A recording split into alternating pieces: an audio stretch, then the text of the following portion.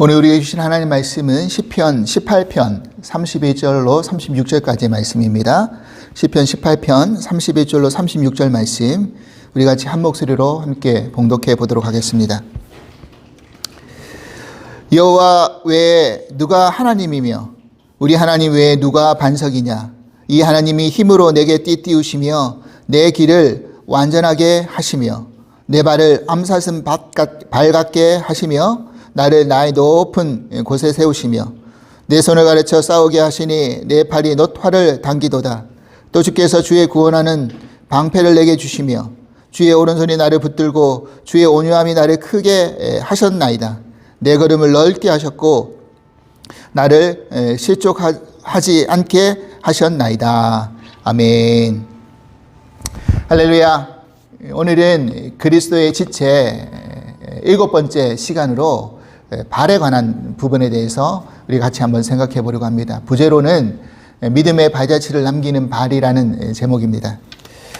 여러분, 우리 인체에 있어서 발이라는 곳은요, 아마 머리에서 제일 멀리 떨어진 곳이기 때문에 어떻게 보면 굉장히 중요하게 생각하지 아니하고 소홀하게 여김을 받는 그런 지체이기도 합니다.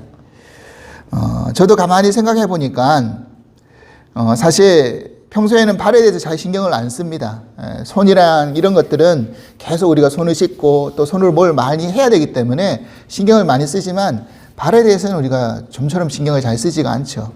근데 어느 때 참 신경을 많이 썼던 기억이 나느냐 하면 제가 군대에서 행군을 할 때 또 제가 현대고등학교에서 목회하면서 학생들과 함께 국토 대장정을 떠났던 일이 있는데 그때 사실 발 관리를 열심히 했습니다. 왜냐하면 발바닥에 물집이 잡히면 제대로 걸을 수도 없고 걸을 때마다 엄청난 고통이 따라오기 때문에 어떻게든지 물집을 안 잡히게 하려고 또 물집이 잡히면 빨리 그것을 낫게 하려고 굉장히 신경을 썼던 기억이 납니다.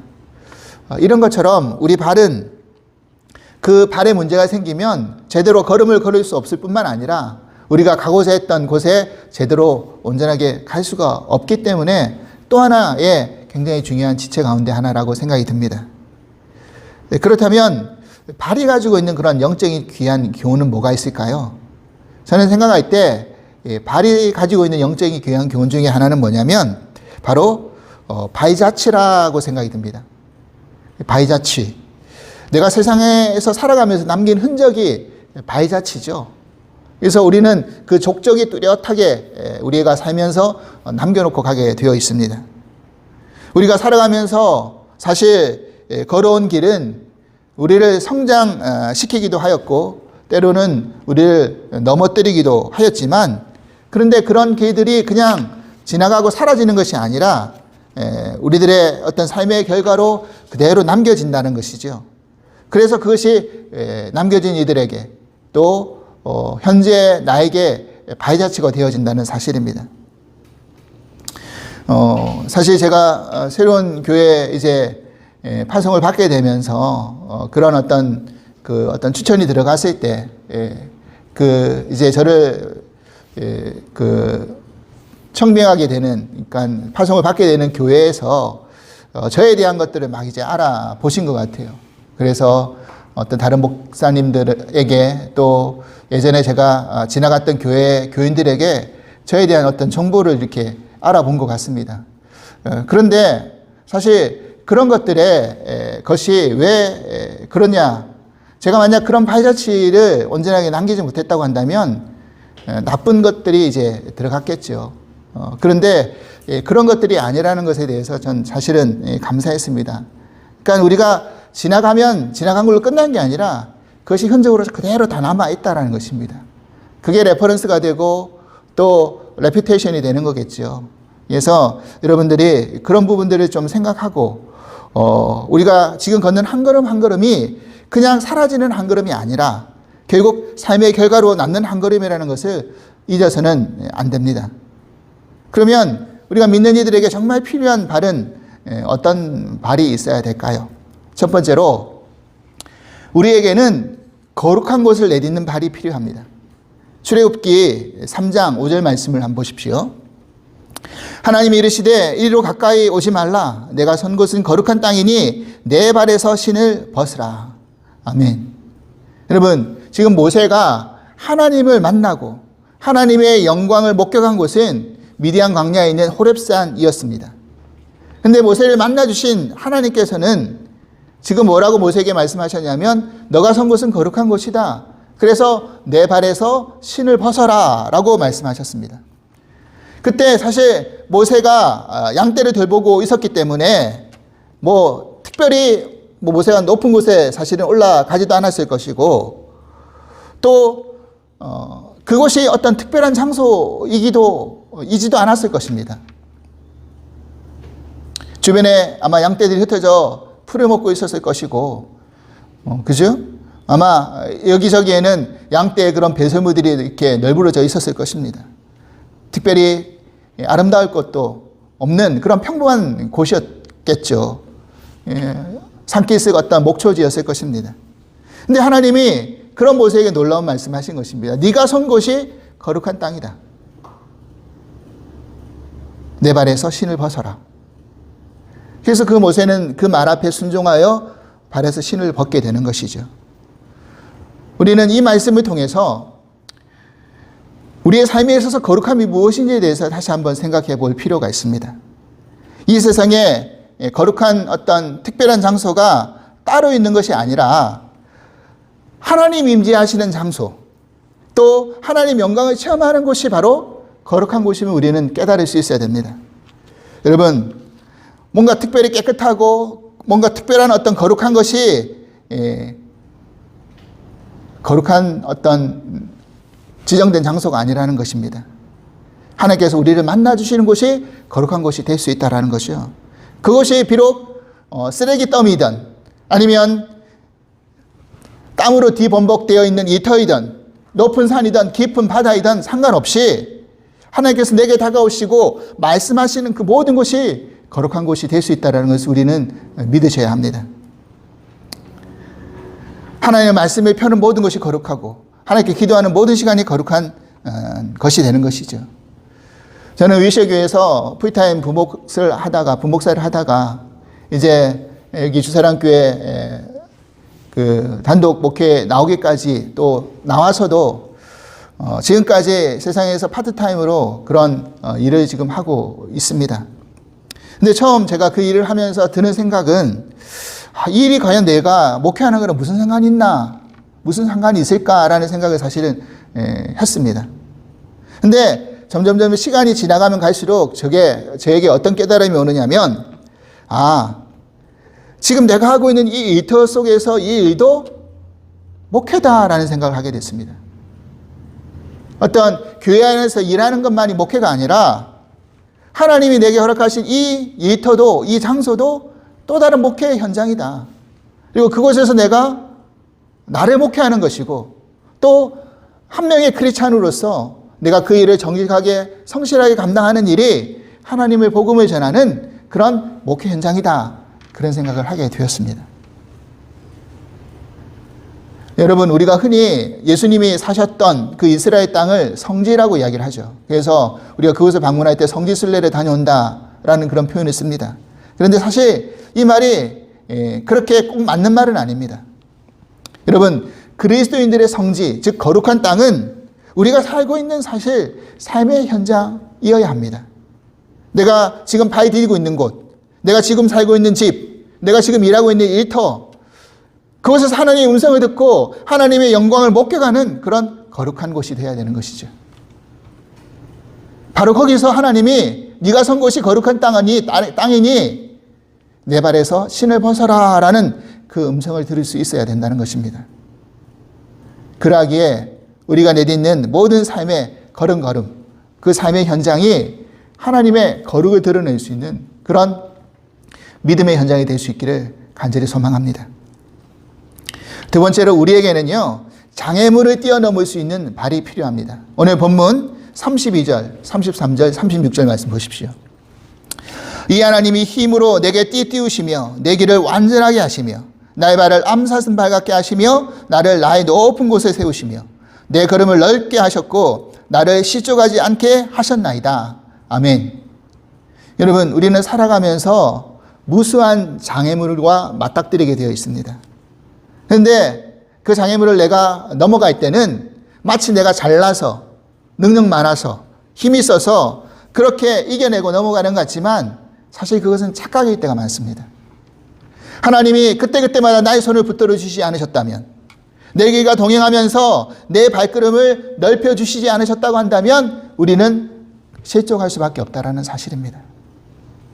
여러분, 이스라엘 백성들이 출애굽해가서 가나안 땅으로 들어가는 여정을 가만히 살펴보십시오. 매 순간순간 그들을 어떻게 하나님 인도하셨습니까? 우리가 성경 공부하면서 여호수아의 그 내용을 살펴볼 때 그 여호수아서의 주제가 무엇이었습니까? 바로 하나님이 하신다였습니다. 하나님이 다 하셨어요. 하나님의 군대가 적들과 맞닥뜨릴 때마다 하나님이 하셔서 그 적에서 이기게 하셨고 그 땅을 밟게 하셨고 차지하게 하셨고 넘어가게 하셨다라는 것을 우리는 성경의 말씀 가운데 목격할 수 있었습니다. 오늘 우리가 읽은 이 시편 본문의 부제가 성경 속에서 뭐라고 기록되어 있느냐면 이렇게 기록되어 있습니다.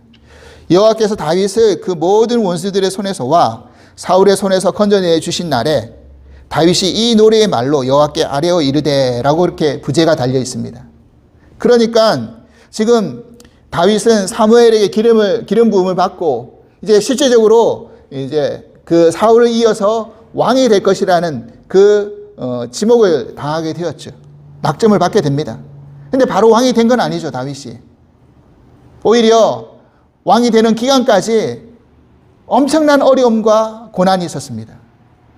자기 자리를 위협한다라는 그런 사울의 질투심 때문에 죽음의 위협을 받으면서 여기저기 블레셋 땅, 그 원수의 땅 블레셋 땅으로 아니면 저 광야로, 이스라엘의 광야로 굴 속으로 숨어 지냈습니다.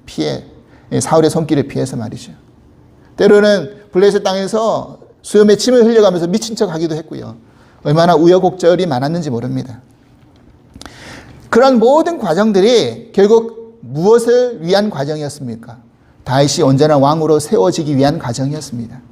만약 이런 과정이 없이 바로 다윗이 왕이 됐다고 한다면 아마 사울보다 더 교만했을는지 모릅니다. 근데 그 과정을 거쳤기 때문에 그 과정 속에서 하나님이 그를 어떻게 인도하시고 보호하시고 지켜주셨는지를 다윗이 확실히 목도할 수 있었던 것이죠. 그래서 오늘 본문에 이 고백을 할 수 있었던 것입니다. 그리고 시편에 나오는 다른 곳에서의 이 다윗의 고백을 한번 살펴보십시오. 시편 37편 23절 24절과 31절 말씀입니다. 선한 사람의 걸음은 주께서 정하시니 주께서 그의 길을 기뻐하시느니라. 그가 넘어져도 완전히 쓰러지지 아니함은 주께서 그의 손으로 그를 붙드심이라. 그의 마음에는 그의 하나님의 법이 있으니 그의 걸음에 실족함이 없으리로다. 아멘. 하나님이 손을 붙들고 계시기 때문에 넘어질 수는 있지만 완전히 쓰러지지 않는다라고 고백하는 거죠. 시편 40편 2절 말씀 또 보십시오.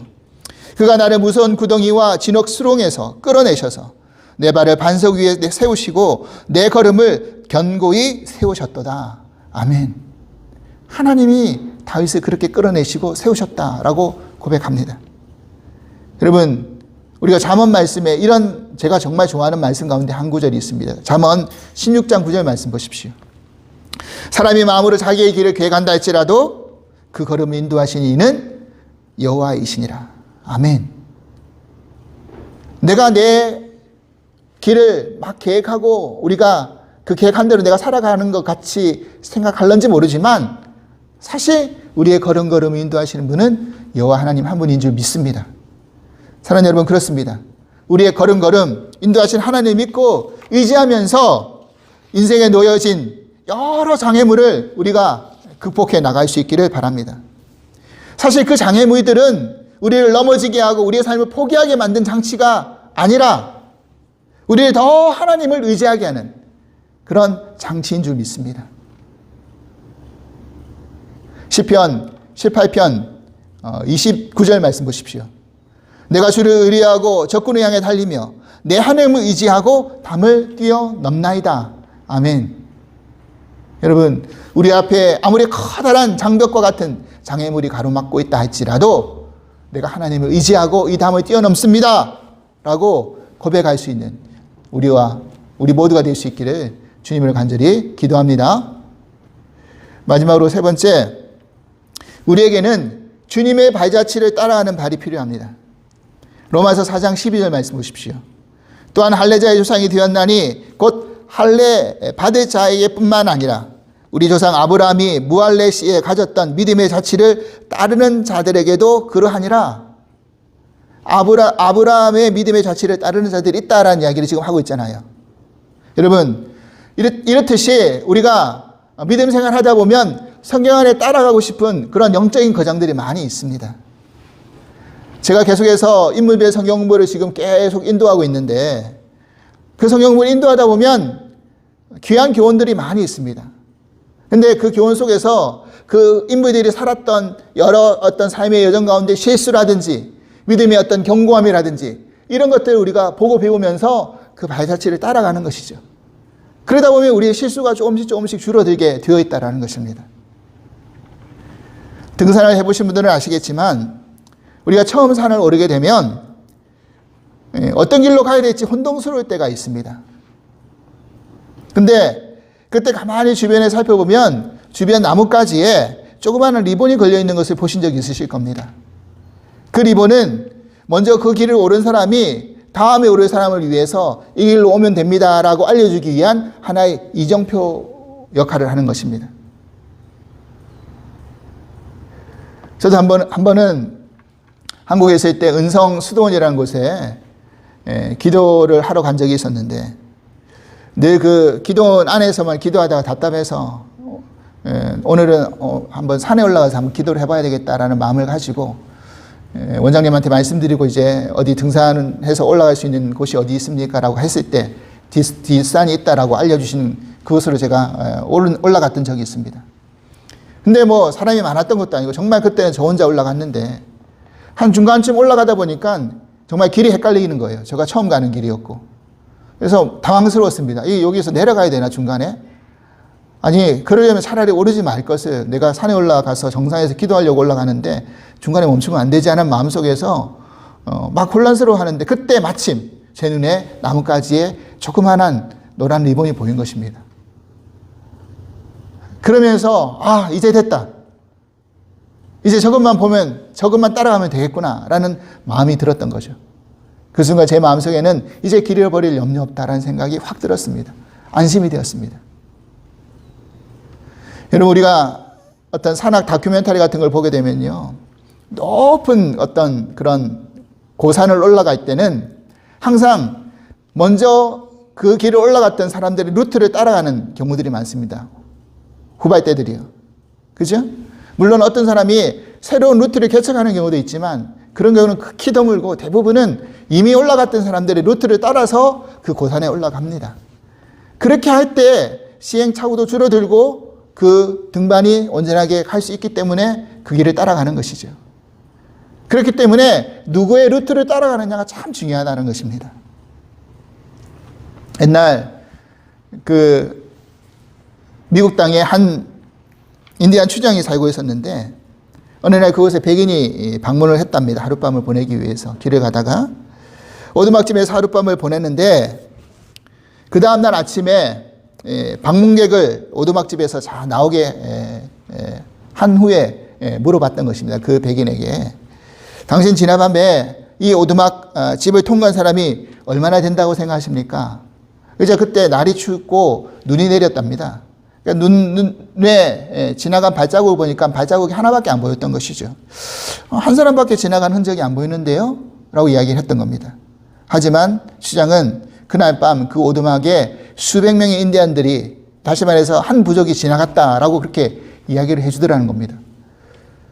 그러면서 왜 그러면 발자국이 하나밖에 없느냐라고 설명하는데 이렇게 설명하는데 인디안들은 그들이 어떤 방향으로 갔는지를 알리고 싶지 않을 때는 항상 추장이 제일 선두에 서고 나머지 부족들이 일렬로 그를 따라가면서 추장이 밟았던 그 발자국을 정확히 밟고 지나간다는 것입니다.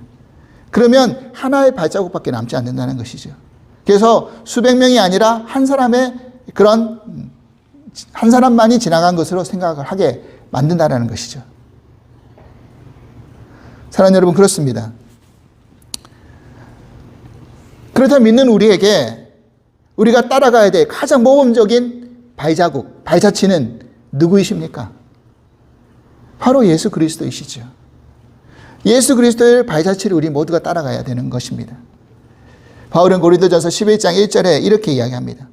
내가 그리스도를 따르는 것처럼 너희는 나를 따르는 자가 되라. 근데 이 말씀이 얼핏 들어보면 마치 바울 자신을 따라와라 이렇게 들리는 것처럼 여겨질 수도 있지만 사실 그게 아니라 바울은 내가 그리스도를 이렇게 따라가는 건데 너희들이 내가 그리스도를 이렇게 따라가는 것처럼 따라와라 라는 것을 강조하기 위해서 이런 표현으로 쓴 것입니다.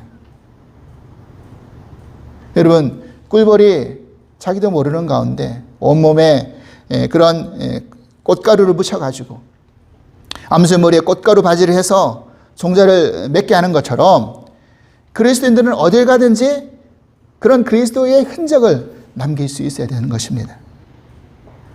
믿음은 들음에서 나는 것이죠. 하나님의 말씀을 듣는 것에서 믿음이 생긴다고 하십니다. 여러분, 믿음의 발자취는 그렇기 때문에 내가 하나님의 말씀을 어떻게 듣고 어떻게 순종했느냐의 결과물이 우리의 믿음의 발자취가 되는 것입니다. 내가 하나님 말씀 앞에 그 믿음의 음성 앞에 어떻게 복종했느냐, 이게 나의 믿음의 발자국이 되더라는 것입니다. 여러분, 우리의 걷는 이 걸음은 정확히 진보와 전진이 우리에게 결과물로 안겨줍니다. 우리가 가만히 생각만 하고 머물러 있으면 한 발자국도 더 나아갈 수가 없습니다. 우리가 옛 속담에 천리기도 한 걸음부터라는 속담이 있는 것처럼 우리의 걸음이 주님과 함께 동행하고 그 발자취를 따라가는 그런 걸음이 될 수 있기를 간절히 소망합니다. 우리 그리스도가 우리의 대장이시기 때문에 그렇습니다. 주님이 먼저 생명의 길을 걸어가셨고 우리가 그 발자국, 그 모범의 길을 따라갈 때 우리도 생명의 길을 따라 걸어갈 수 있으리라고 믿습니다. 예수님이 우리가 제자들에게 남기신 말씀을 다시 한번 떠올려 봅니다. 마가복음 8장 34절 말씀입니다. 무리와 제자들을 불러 이르시되 누구든지 나를 따라오려거든 자기를 부인하고 자기 십자가를 지고 나를 따를 것이니라. 아멘. 우리가 너무나 잘 알고 있는 말씀입니다. 여러분, 주님을 따르는 믿음의 길은 자기 부인과 자기 십자가를 지는 길입니다. 그런데 내 의를 고집하고 내 의와 내 고집과 내 연민과 내 힘만으로 살아서는 자기 부인을 할 수가 없는 거죠. 또한 내 가정 안에서, 교회 안에서, 일터 안에서 내가 져야 할 십자가가 분명히 있습니다. 이걸 외면하고는 주님을 따라갈 수 없다라고 말씀하고 계십니다. 사랑하는 여러분, 오늘 주님이 먼저 십자가를 지고 가셨습니다. 주님은 십자가 지지 않으시면서 너희들 십자가 져 이렇게 하지 않으셨습니다. 주님이 먼저 그 십자가 길을 걸어가셨는데 그 십자가 길을 깊이 묵상하면서 우리가 주님을 따르는 길이 어떤 길인지를 깊이 생각해 볼 수 있길 바랍니다. 그리고 그것이 생각으로 끝나는 게 아니라 한 걸음 한 걸음 늦더라도 힘들더라도 내가 그 발걸음을 내디딜 때 마치 바울이 표대를 향해 나아가는 것처럼 우리가 주님이 걸어가신 길을 늦더라도 천천히 그렇게 따라갈 수 있으리라고 믿습니다.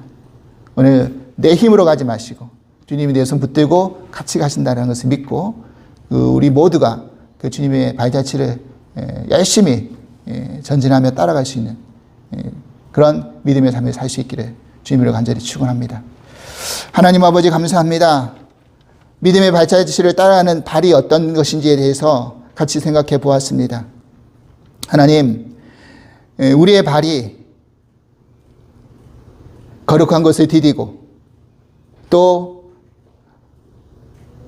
인생의 장애물을 넘어가고 또 주님의 발자취를 따라가는 발이 될 수 있기를 바랍니다. 주님이 이미 그 길을 걸어가셨고 우리에게 너를 부인하고 너의 십자가를 지고 나를 따라오라고 그렇게 말씀해 주고 계십니다. 오늘 이 말씀을 우리 마음 가운데 깊이 새기면서 비록 완벽하지 않다 할지라도 빠르지 않다 할지라도 더딜지라도 느릴지라도 힘들지라도 한 걸음 한 걸음 주님이 걸어가신 그 길을 우리 모두가 조심해서 따라갈 수 있는 그런 믿음의 결단과 삶이 될 수 있기를 간절히 소망합니다. 그랬을 때 어느덧 나도 모르는 가운데 뒤돌아보면 마치 거북이가 경주에서 느렸지만 결승점에 먼저 도착할 수 있었던 것처럼 우리도 그렇게 천천히 걷다 보면 어느샌가 주님이 걸어가신 길을 따라가며 마지막 완주의 길로 그렇게 도달할 수 있으리라고 믿습니다. 오늘 그 믿음의 길을 우리가 중도에 포기치 아니하고 끝까지 걸어갈 수 있는 그런 삶이 될 수 있기를 간절히 주님 이름으로 기도합니다. 아멘.